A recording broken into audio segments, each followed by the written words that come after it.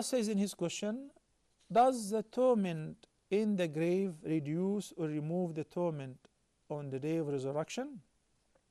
In the hadith, the Prophet ﷺ said, Al-qabru awwalu manazil al-akhirah. The first stage of the journey of the hereafter is the grave. If the person was treated good in the grave, then whatever next is easier. If the person was protected against the torment of the grave, then this is a good news. In the hadith of Al-Imam Ahmad, which is narrated by Al-Bara and others, it's a very long hadith, we discussed it before, that when the believer ends up in his grave and he will be questioned, the three questions by the two angels, Munkar and Nakir, and when he passes the exam which he previously knew its contents, but if he's a believer, he will be able to answer the questions, Rabbi Allah, Rasuli Muhammad sallallahu alayhi wa sallam, Dini al-Islam. Then afterward, he would see a man who would appear to him in his grave with a very beautiful and bright face and a good fragrance. He will ask him, who are you? You have such a beautiful face which will bring good news. He said, don't you know me? He said, not really. He said, Ana amaluka salih, I am your good deeds. Then a window in his grave will be open towards heaven. He will be able to see his seat in Al-Jannah from this window.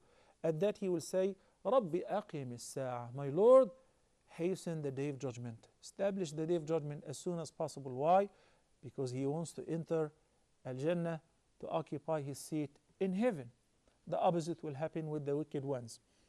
So whatever the person would receive in the grave will be an introduction to what's going to happen afterward. The torment in the grave has been confirmed by the Quran and the sound Sunnah of Prophet Muhammad sallallahu alaihi wasallam. And accordingly, there is some torment will be everlasting in the grave from the moment the person would die until resurrection. Why? This is for the disbelievers. In Surah Ghafir, Allah the Almighty says, النار يعرضون عليها غدوا وعشيا ويوم تقوم الساعة أدخلوا آل فرعون أشد العذاب. There are certain people such as the disbelievers. For example, this ayah of Surah Ghafir refers to the Pharaoh and his host, the non-believers, those who disbelieved in Musa and his message. So they died and they're being punished in their graves. Somebody will say, but they died, they were drowned in the sea. It doesn't matter. In the sea, or their bodies were burned and their ashes were thrown in the wind, Allah subhanahu wa ta'ala would deal with them likewise. Even if the person was drowned or swallowed by the fish or died on moon, it doesn't matter. They will be tortured day and night, in the morning and the evening. Then وَيَوْمَ تَقُومُ السَّاعَةِ, which means the punishment is continuous, non-stop and constant until the day of judgment. Then what's going to happen on the day of judgment? أَدْخِلُوا آلَ فِرْعَوْنَ أَشَدَّ الْعَذَابِ. The worst of torment is still to come on the day of judgment. So there are some people where their torment will be continuous, non-stop in the grave. Then on the day of judgment, it will even get worse. The non-believers, those who did not believe in the oneness of Allah, died in a state of disbelief.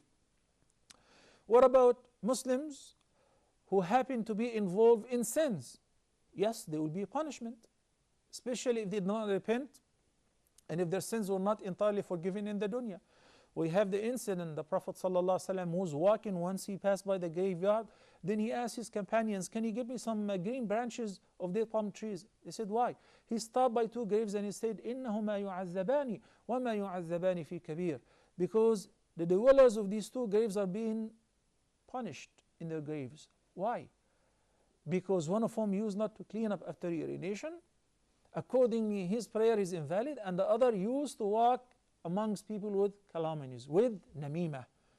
He used to do backbiting and slandering and so on. So he said when he placed the two green branches, I hope that the punishment will be lightened for them so long as these two branches are green, which indicates that the punishment for the believers will be temporary until they are purified from their sins. And it can be lightened, unlike the case of the non-believers. And it can be waived entirely, and they will be eligible for intercession, and Allah can pardon them absolutely. And also Shaykh al-Islam Ibn Taymiyyah, may Allah have mercy on him, listed amongst the things which are considered as ransoms for one's sins, the punishment in the grave. Yani, if the person happens to receive some punishment in the grave, that will remove some of his or her sins. Dammatul qabr, the squeeze of the grave, which every person will go through, it's very terrible and horrible, that would also lighten the punishment or perhaps waive the punishment on the day of judgment. And this is out of mercy from Allah subhanahu wa ta'ala.